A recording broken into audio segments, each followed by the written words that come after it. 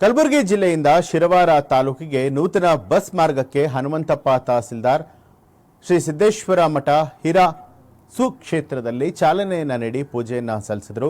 ರಾಯಚೂರು ಜಿಲ್ಲೆಯ ಶಿರವಾರ ತಾಲೂಕಿನ ಹಿರಾ ಗ್ರಾಮದಿಂದ ಕವಿತಾಳ ಮಾರ್ಗವಾಗಿ ಶಿರವಾರ ತಾಲೂಕಿಗೆ ಇತಿಹಾಸದಲ್ಲೇ ಮೊದಲ ಬಾರಿಗೆ ರೋಡ್ ಮೇಲೆ ಚಲಿಸಿದ ಬಸ್ ಇದಾಗಿದ್ದು, ಗ್ರಾಮಸ್ಥರು ನೂತನ ಬಸ್ ಅನ್ನು ಕಂಡು ಹರ್ಷೋದ್ಗಾರವನ್ನು ವ್ಯಕ್ತಪಡಿಸಿದ್ದಾರೆ. ಇನ್ನು ಶಿರವಾರ ಬಸ್ ನಿಲ್ದಾಣದಲ್ಲಿ ಕೇರ್ ಅಂಡ್ ಕ್ಯೂರ್ ಆಸ್ಪತ್ರೆಯ ಖ್ಯಾತ ಹೃದಯ ರೋಗ ತಜ್ಞ ಡಾಕ್ಟರ್ ಅಜ್ಮೀರ್ ಪಾಷಾ ಅವರು ಮಾತನಾಡಿ, ಶಿರವಾರದಿಂದ ಕಲಬುರಗಿ ಜಿಲ್ಲೆಗೆ ನೂತನ ಬಸ್ ಮಾರ್ಗ ಆರಂಭಿಸಿರುವಂಥದ್ದು ಒಳ್ಳೆಯ ಸಂಗತಿ. ಸಾರಿಗೆಯ ಯೋಜನೆಗಳನ್ನು ಸಾರ್ವಜನಿಕರು ಸದುಪಯೋಗ ಪಡಿಸಿಕೊಳ್ಳಬೇಕು ಅಂತ ತಿಳಿಸಿದರು. ಬಸ್ ಬಿಟ್ಟಿರ್ತಕ್ಕಂಥದ್ದು ಇದು ಇತಿಹಾಸ ಸೃಷ್ಟಿಸಿದೆ ಅಂತ ನಾನು ಹೇಳ್ತೀನಿ. ಯಾಕಪ್ಪ ಅಂತಂದರೆ ಭಾರತ ದೇಶ ಸ್ವತಂತ್ರ ಆದಾಗಿನಿಂದ ಹೀರಾ ಗ್ರಾಮದಿಂದ ಹುಸೇನ್ಪುರ ಮಾರ್ಗದಲ್ಲಿ ಯಾವುದೇ ಕಾರಣಕ್ಕೂ ಬಸ್ಸು ಓಡಿದ್ದಿಲ್ಲ. ಇದೊಂದು ಐತಿಹಾಸಿಕ ಒಂದು ಬಸ್ ಓಡಾಟ ಅಂತ ನಾನು ಹೇಳ್ತೀನಿ. ಇದಕ್ಕೆ ಕಾರಣಕರ್ತರಾಗಿರ್ತಕ್ಕಂಥ ಮೂಲ ಅವರ ತಲೆಯಲ್ಲಿ ಏನು ಈ ಊರಿನ ಬಗ್ಗೆ ಹೊಳಿತು ನಮ್ಮ ಹನುಮಂತಪ್ಪ ಸಾಹೇಬರಿಗೆ, ಅದೇ ರೀತಿಯಾಗಿ ನಮ್ಮ ಕಲಬುರಗಿ ವಿಭಾಗದ MD ರಾಚಪ್ಪ ಸಾಹೇಬರಿಗೆ ಮತ್ತು ಡಿವಿಷನಲ್ ಕಂಟ್ರೋಲ್ ಆಗಿರ್ತಕ್ಕಂಥ ಗಂಗಾಧರ್ ಸಾಹೇಬರಿಗೆ ಮತ್ತು ಈ ಭಾಗದ ಅಧಿಕಾರಿಗಳಿರ್ತಕ್ಕಂಥ DC ಅವರಾಗಿರ್ತಕ್ಕಂಥ ತಿಮ್ಮಾರೆಡ್ಡಿ ಸಾಹೇಬರಿಗೆ ನಮ್ಮ ಊರಿನ ಪರವಾಗಿ, ನನ್ನ ಕಂದಾಯ ಇಲಾಖೆ ಪರವಾಗಿ ನಾನು ಅವರಿಗೆ ಅನಂತ ಧನ್ಯವಾದಗಳನ್ನು ಸಲ್ಲಿಸ್ತೇನೆ. ಯಾಕಪ್ಪ ಅಂತಂದರೆ ಈ ಹೀರಾ ಒಂದು ಗ್ರಾಮ ಜಿಲ್ಲಾದಲ್ಲಿ ಅತ್ಯಂತ ಮಧ್ಯದಲ್ಲಿರ್ತಕ್ಕಂಥ ಒಂದು ಗ್ರಾಮ.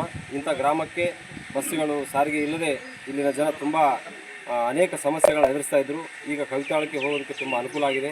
ಈ ಪ್ರಧಾನಮಂತ್ರಿ ಇದರಲ್ಲಿ ಅಡಿಯಲ್ಲಿ ಏನು ರಸ್ತೆ ನಿರ್ಮಾಣ ಆಗಿದೆ ಹುಸೇನ್ಪುರಕ್ಕೆ, ಅದು ಅಸಲಿ ಸಾಕಾರ ಆಗ್ತಾ ಇರೋದು ಈ ಬಸ್ ಓಡಿದಾಗ ಮಾತ್ರ.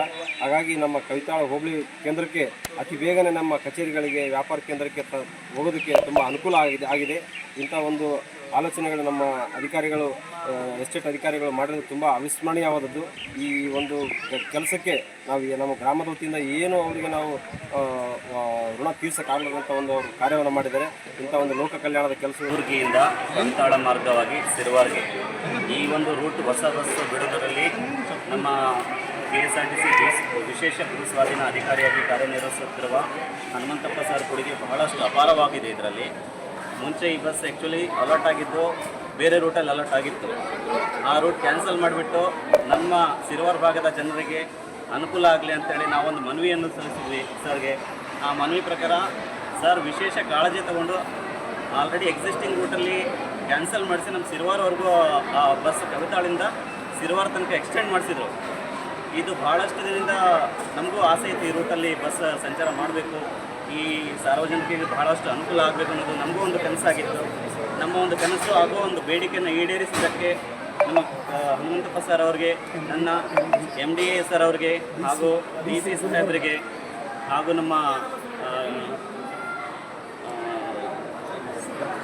ಇಲಾಖೆ ಎಲ್ಲ ಸಿಬ್ಬಂದಿ ವರ್ಗದವರಿಗೂ ನನ್ನ ತುಂಬು ಹೃದಯದ ಧನ್ಯವಾದಗಳನ್ನು ಅರ್ಪಿಸುತ್ತೇನೆ. ತಮ್ಮ ಹೆಸರು ಸರ್?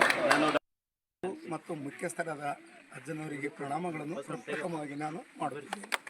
ಅದೇ ರೀತಿಯಾಗಿ ಈ ಗ್ರಾಮದಲ್ಲಿ ಹಲವಾರು ಮುಖಂಡರು ವಿವಿಧ ರಾಜಕೀಯ ಪಕ್ಷಗಳಿಗೆ ಇದ್ದರೂ ಸಹಿತ ಶ್ರೀಮಠಕ್ಕೆ ಒಂದಾಗಿ ಇಲ್ಲಿ ತನುಮನ ಧನದಿಂದ ಎಲ್ಲ ಸಾಂಸ್ಕೃತಿಕ ಮತ್ತು ಸಾಮಾಜಿಕ ಕಾರ್ಯಗಳನ್ನು ಕೈಗೂಡಿಸಿಕೊಂಡು ನೆರವೇರಿಸಿಕೊಂಡು ಬಂದಂಥ ಹೀರಾ ಗ್ರಾಮದ ಎಲ್ಲ ಪ್ರಮುಖ ನಾಯಕರು, ಚಿಕ್ಕ ದೊಡ್ಡ ಸಣ್ಣ ಸಾರ್ವಜನಿಕರೆಲ್ಲರಿಗೆ ನಾನು ನಮ್ಮ ಇಲಾಖೆ ವತಿಯಿಂದ ಅಥವಾ ಸಾರ್ವಜನಿಕರ ವತಿಯಿಂದ ಅವರಿಗೆ ತುಂಬ ಮೆಚ್ಚುಗೆ ಮತ್ತು ಕೃತಜ್ಞತೆಗಳನ್ನು ಸಲ್ಲಿಸುತ್ತೇನೆ. ಯಾಕೆಂದರೆ ನಾನು ಕವಿತಾಳ ಗ್ರಾಮದ ಒಂದು ನಿವಾಸಿಯಾಗಿದ್ದು ಕಂದಾಯ ಇಲಾಖೆಯಲ್ಲಿ ನಾನು ಕಂದಾಯ ನಿರೀಕ್ಷಕರಾಗಿ, ಒಂದು ತಹಸೀಲ್ದಾರರಾಗಿ ಈ ಒಂದು ಕೆಲಸ ಕಾರ್ಯಗಳಲ್ಲಿ ತೊಡಗಿಸಿಕೊಳ್ಳಲು ಕಾರಣ ಮೇನ್ ಅಂದರೆ ಈ ನಮ್ಮ ಭಾಗದ ಗ್ರಾಮಗಳು ಎಲ್ಲ ಅತಿ ಹಿಂದುಳಿದ ಗ್ರಾಮಗಳು.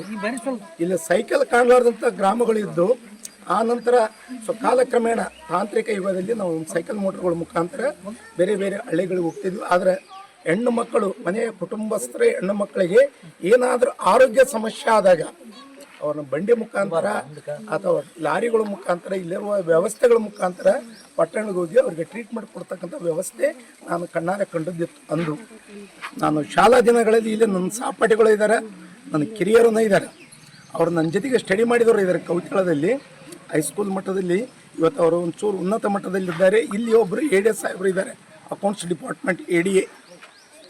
ಅವರು ನಮ್ಮ ಜೊತೆಗೆ ವ್ಯಾಸಂಗ ಮಾಡಿ ರಿಟೈರ್ಡ್ ಆಗಿದ್ದಾರೆ. ಈ ಗ್ರಾಮ ಯಾವ ಮಟ್ಟಕ್ಕಂದ್ರೆ ಪವಿತ್ರ ಕ್ಷೇತ್ರ ಇದ್ದರೂ ಸಹಿತ ಸಾರಿಗೆ ವ್ಯವಸ್ಥೆಯಿಂದ ತುಂಬ ಅನಾನುಕೂಲ ಆಗಿತ್ತು. ಇದನ್ನು ನಾನು ಮನಗಂಡು ಈ ನಿಗಮದಲ್ಲಿ ಕೆಲಸ ಮಾಡುವ ಅವಧಿಯಲ್ಲಿ ಇದನ್ನು ಪರಿಗಣನೆಗೆ ತೆಗೆದುಕೊಂಡು ಒಂದು ಬೇಡಿಕೆ ನಾನು ಎಮ್ ಡಿ ಅವರ ಕಲ್ಲಿ ಎಮ್ ಡಿ ಅಂದರೆ ರಾಚಪ್ಪ ಸಾಹೇಬರು ಅವರು ನಾವು ಕೂಡಿ ಕೆಲಸ ಮಾಡಿ ಇಲ್ಲೇ ಲಿಂಗಸೂರಲ್ಲಿ ತಹಸೀಲ್ದಾರಾಗಿ ನಂತರ ಅವರು ಪದೋನ್ನತಿ ಹೊಂದಿ ಎಮ್ ಡಿ ಆಗಿದ್ದಾರೆ. ಅದೇ ರೀತಿಯಾಗಿ ನನ್ನ ಸ್ನೇಹಿತರು ಆತ್ಮೀಯ ಮಿತ್ರರು ಹೃದಯ ಕೆತ್ತಿದಂಥ ಎಸ್ ಗಂಗಾಧರ್ ವಿಭಾಗೀಯ ನಿಯಂತ್ರಣಾಧಿಕಾರಿಗಳು ಕಲಬುರಗಿ 2 ನನ್ನ ಪ್ರಾಣ ಸ್ನೇಹಿತರು ಇವ್ರ ತಲ್ಲಿ ಒಂದು ಬೇಡಿಕೆ ಇಟ್ಟೆ, ನನಗೆ ನೀವೇನು ಮಾಡೋದು ಬೇಡ, ನೀವು ನನ್ನ ಜನಗಳಿಗಾಗಿ ನನ್ನ ಗ್ರಾಮಗಳಿಗಾಗಿ ಇಲ್ಲಿ ಒಂದು ಸಾರಿಗೆ ವ್ಯವಸ್ಥೆ ಮಾಡಿಕೊಡು ಅಂತ ನೀವು ಕೇಳಿಕೊಂಡಾಗ ಅವರು ಹಲವಾರು ಸಲ ಆಲೋಚನೆ 3 ತಿಂಗಳ ನಂತರ ಫಾರ್ಮ್ 4 ಅಪ್ರೂವ್ ಮಾಡಿಕೊಟ್ರು. ಅದಕ್ಕೆ ತುಂಬ ಹೃದಯಪೂರ್ವಕವಾಗಿ ಈ ಗುರುಗಳ ಮುಖಾಂತರ ಅವರಿಗೆ ಧನ್ಯವಾದಗಳನ್ನು ನಾನು ಅರ್ಪಿಸ್ತೇನೆ. ಯಾಕಂದರೆ ಇಂಥ ಗ್ರಾಮಗಳಿಗೆ ಇಂಟೀರಿಯರ್ ಗ್ರಾಮಗಳಿಗೆ ನಮ್ಮ ಸಾರಿಗೆ ವ್ಯವಸ್ಥೆ ಬಸ್ಸುಗಳು ಬಿಡಲಿಕ್ಕಾಗಲ್ಲ. ಯಾಕಂದರೆ ನಮ್ಗೆ EPKM ಬೇಕು. EPKM ಜೊತೆಗೆ ನಿಗಮದ್ದು ಸಾರಿಗೆ ವ್ಯವಸ್ಥೆ, ಸಾರಿಗೆ ಸಿಬ್ಬಂದಿ ವೇತನ, ಡೀಸೆಲ್ ಎಲ್ಲ ನಾವು ಇದರ ಮೇಂಟೈನ್ ಮಾಡಿಕೊಂಡು ಸಾರಿಗೆ ಸೌಲಭ್ಯಗಳನ್ನು ಒದಗಿಸ್ಕೊಡ್ಬೇಕಾಗ್ತ.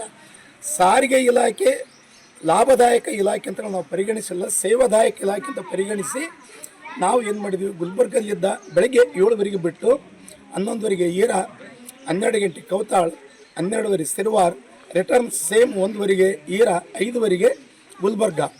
ಈ ಸ್ಥಳಗಳಿಗೆ ಹೋಗಲಿಕ್ಕೆ ಬಸ್ಸಿನ ಅನುಕೂಲವನ್ನು ನಮ್ಮ ನಿಗಮದ ವ್ಯವಸ್ಥಾಪಕ ನಿರ್ದೇಶಕ ಎಂ ರಾಚಪ್ಪ ಎಸ್ ಗಂಗಾಧರ್ ಸಾಹೇಬರು ಈಗಲೇ ಪ್ರಮುಖರೆಲ್ಲರೂ ಹೇಳಿದ್ರೆ ನಂದು ಅವಿರತ ಶ್ರಮ ಐತೆ ಅಂತಂದೇಳಿ ನಾವು ಶ್ರಮ ಪಡಲೇಬೇಕು ನಮ್ಮ ಅಭಿವೃದ್ಧಿ ಸಲುವಾಗಿ.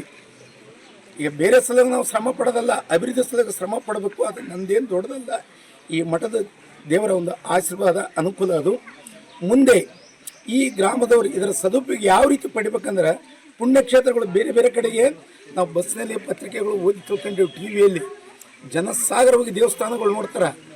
ಆದ್ರೆ ಆ ಕಡೆ ಜನ ನಮ್ಮ ಭಾಗ ನೋಡೋದಿಲ್ಲ. ಇಲ್ಲಿ ಪವಿತ್ರ ಕ್ಷೇತ್ರಗಳಿದ್ದಾವೆ, ಅದಕ್ಕೆ ಆ ಕಡೆ ಜನ ಈ ಕಡೆ ಬರಲ್ಲ ಅಂತಂದೇಳಿ ಈ ಬಸ್ಸನ್ನು ನಾವು ಬಿಡಿಸಿದ್ದೀವಿ. ಗುಲ್ಬರ್ಗಕ್ಕೆ ಇಲ್ಲದ ಜನ ಹೋಗ್ಬೋದು. ಶರಣಬಸಪ್ಪ ಅಪ್ಪನವ್ರ ದರ್ಶನ ಆಗ್ತಿದೆ, ಕಾಜಾ ಬಂಡಿಯವ್ರ ದರ್ಶನ ಆಗ್ತಿದೆ, ಅಲ್ಲಿ ಅದಕ್ಕೆ ಗಾಣಗಾಪುರ ದತ್ತಾತ್ರೇಯ ಅವರ ದರ್ಶನ ಆಗ್ತಿದೆ, ಬಸವ ಕಲ್ಯಾಣದಲ್ಲಿ ಬಸವಣ್ಣಪ್ಪನವ್ರ ದರ್ಶನ ಆಗ್ತಿದೆ. ಮತ್ತು ಈಚೆ ಕೌತಾಳಕ್ಕೆ ಹೋದಲ್ಲಿ ಈಗ ನಮ್ಮ ಮುಖಂಡರು ಹೇಳಿದಂಗೆ ಹೊಸಪೇಟೆ, ಹಂಪಿ, ವಿಜಯನಗರ, ಹರಪನಹಳ್ಳಿ ಇವೆಲ್ಲ ಒಂದು ಪ್ರೇಕ್ಷಣೀಯ ಸ್ಥಳಗಳ ಜೊತೆಗೆ ವಾಣಿಜ್ಯ ಕೇಂದ್ರಗಳಾಗಿದ್ದಾವೆ. ಅದೇ ರೀತಿಯಾಗಿ ನಾವು ಹುಬ್ಬಳ್ಳಿಗೆ ಎಜುಕೇಷನ್ ಪರ್ಪಸು, ಮೆಡಿಕಲ್ ಪರ್ಪಸು, ವಾಣಿಜ್ಯ ಉದ್ದೇಶಕ್ಕಾಗಿ ಅಲ್ಲಿಗೆ ಹೋಗಲಿಕ್ಕೆ ನೇರವಾಗಿ ಬಸ್ಸಿನ ಸಂಪರ್ಕ ಒದಗಿಸಿಕೊಟ್ಟಂಗಾಗಿದೆ. ಈ ಒಂದು ಭಾಗದ ಜನರ ಋಣ ನಾವು ಇಷ್ಟಕ್ಕೂ ತೀರಿಸಿಕೊಳ್ಳಲಿಕ್ಕೆ ಆಗೋದಿಲ್ಲ.